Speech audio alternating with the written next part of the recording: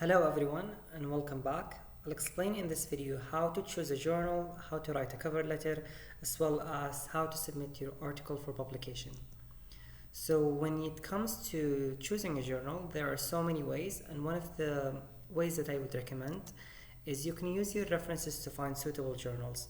So sometimes after you're done writing a manuscript, you can look into your references, and if you see that several articles have been published by one journal, then maybe the article or the paper that you are writing now is also suitable for publication in that journal.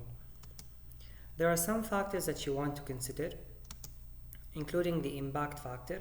The impact factor is the number of citation of a specific journal divided on the number of publication. So for example, let's say journal A have published 10 articles within 1 year, and it had approximately 100 citation.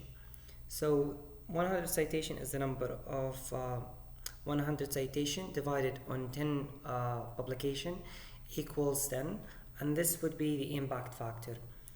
However, just because a journal have a high impact factor does not mean your article is also going to be highly cited in the future. That is not necessarily the case, but is a factor to consider.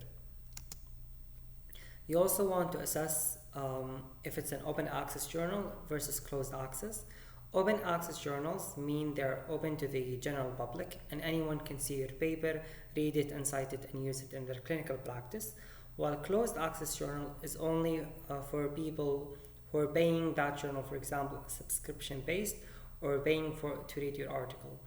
So you may want to just publish in an open access journal and make it available for everyone.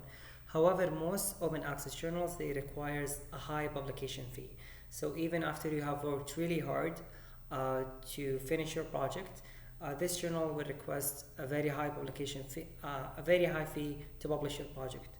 Sometimes it can range between 10,000 to 15,000 or even more, which equates to approximately $2,000 to $4,000, I believe. Versus closed access, this is good for students who are working on high impact project or working with different students from different institutions, and you would have a PDF of your article and a link that you can share with people who want to read your article as well. You also want to know if you want to submit your article to a general journal versus a specialty journals. So most medical students, they haven't decided yet which specialty they want to pursue. So you may opt to just submit your article for publication in a general journal. However, if you're interested in a specific specialty or you're already specialized, you can just go with a specialty journal. Sometimes when you submit your article and it gets repeatedly rejected by specialty journals, you may opt to submit it to a general journal as well. There are free services to help you as well to choose a journal. Journal Guide and Web of Science Journal Finders are two of the things that I use. I'll show you later how you can search, how you can match your article to a specific journal. You simply just write the title and abstract and it matches you with suitable journal based on the keywords as well as the topic. You also want to check the journal aims and scopes. So when you enter a journal website, they would have an overview of the journal and they will talk about their aims and scope. So for example, if you have a pediatric project and you want to submit it for publication, you want to make sure that this journal want to publish pediatric disorders and condition within their own journal. So also consider the length of publication process. Most journals, they take a while to publish in, some longer than others. So sometimes some journals may take even up to 1 year for publication of one project, which is really not logical. And some of them might publish within a timely manner, so 2 to 3 months. So keep that in mind. Sometimes the journal will tell you in their website that they can publish your article within 2 to 3 months or even more or less. So see if it's within the journal instruction overview or not. So if you're a medical intern, for example, one way to get a quick publication is Curious. There is some controversy regarding this. However, most people who will tell you it's a bad journal, it's a good journal for a quick publication, but it's not generally a good journal. So most researchers who specialize in research methodology or clinical research understand that case doesn't have a lot of proofreading or editing, and its peer review is very quick and the publication is quick as well. I would recommend it since not everyone is interested in research and to obtain the research point for residency application. So take it into consideration as well since it's PubMed indexed. So let me show you how you can use Journal Guide and Web of Science Journal Finder. So here I've looked up a Journal Guide. You can see here their interface. Let's use one of the abstract here. So you would just write the title here. Then you would add the abstract.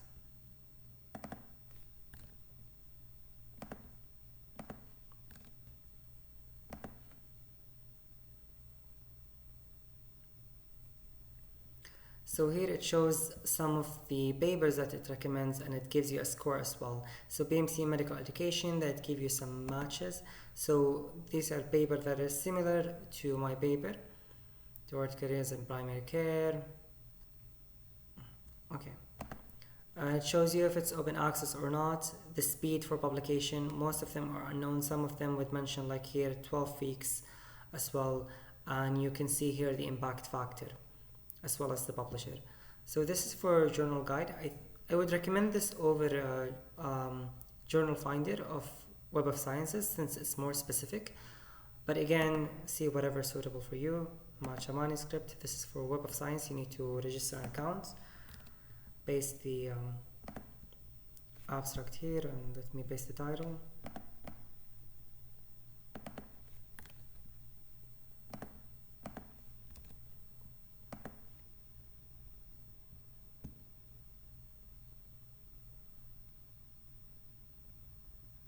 So it shows you as well some recommended with a match score.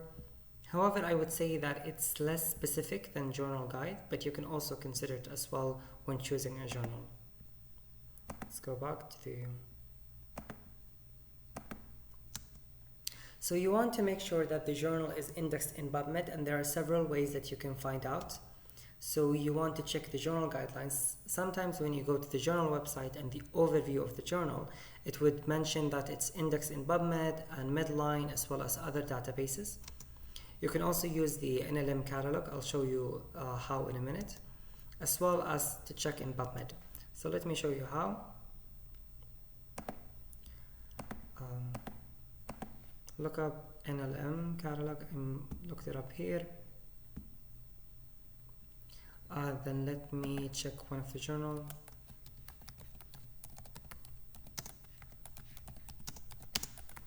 International Forum of Allergy and Rhinology.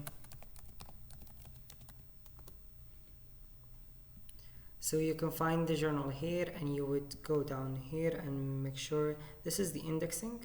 It's found in Medline, currently indexed in Medline as well. Medline is the same as PubMed. So there's another way that you can find out. You can just look up PubMed, Advanced. I've looked it up here. You can write it. Let me delete this for a second. So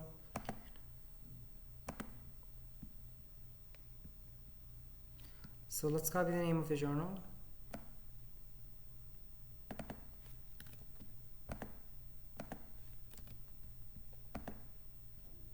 Just a minute. Choose journal. Write the journal name, add and search.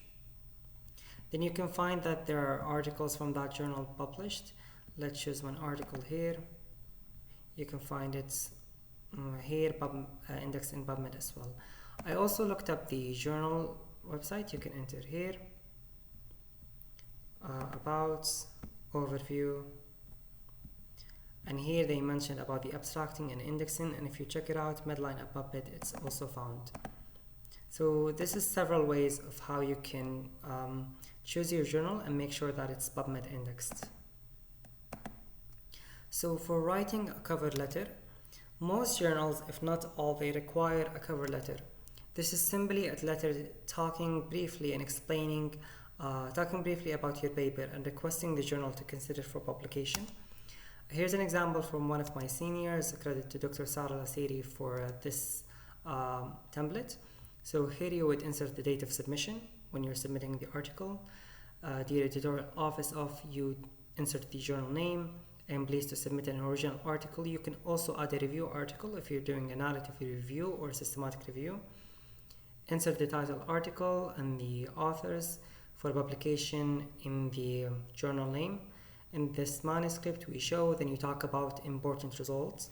I usually take the result from the results section in the abstract, or even choose things that are relevant to the journal and my research project as well. We believe this manuscript is appropriate for publication by this journal because then try to link it to the journal aim. So if the journal aim it's about rhinological disorders, you would try to link it with that as well. This manuscript hasn't been published before and is not under consideration for publication elsewhere, and we have no conflict of interest to disclose. Then you would add your name and affiliation. So for the journal submission, make sure your manuscript is compliant to all the journal instruction. Just a minute.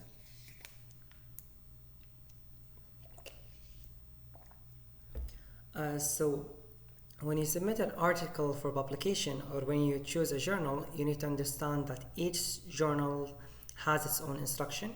So you want to go over the instruction of the journal, and I'll show you in a minute. So you want to register an account in the journal as well, because each journal will have its own electronic system. And most times you need to add the author's names and affiliation and emails.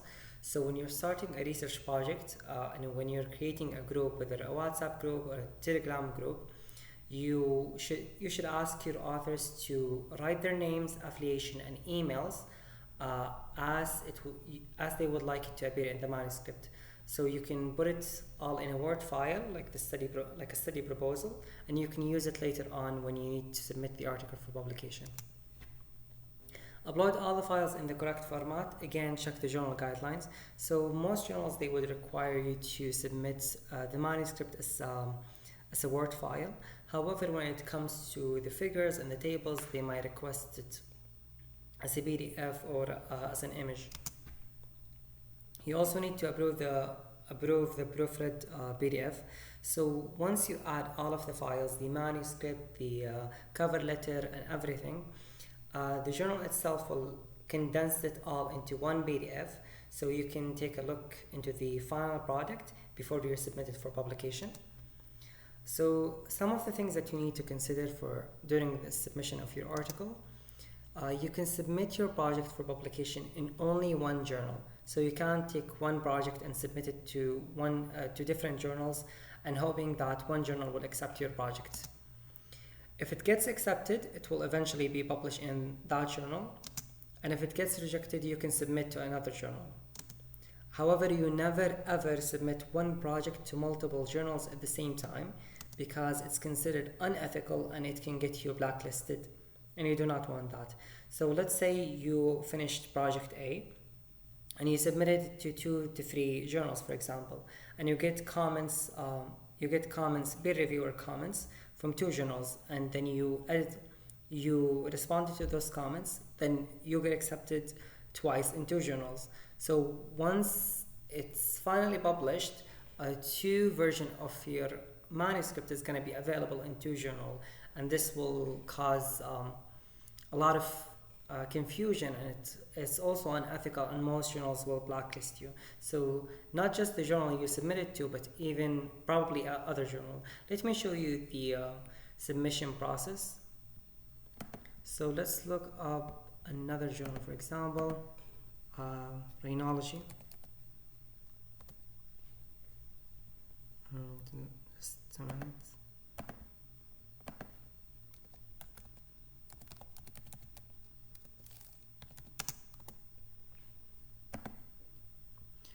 So this is the interface of one of the journals I submitted to. Here you can articles or submit a new article. Here they will show you the submission guidelines. You want to read everything, so In this journal, you can use a template. Some other journals may not have a template, and keep that in mind. Some of them will do, some of them won't. And here they will give you all the instructions regarding the manuscript, the tables, the figures, and everything, including the references, the keywords, the abstract they mention here. So it must not exceed 250 words. See, each journal will have its own instructions, so you want to read everything and make sure that it's all compliant to the journal instruction. Once you are done, you can register or log in as an author. So I have already have an account in this journal, but for the registration, you can just fill it up, then you continue to the submission process. I hope this is clear and comprehensive, and best of luck.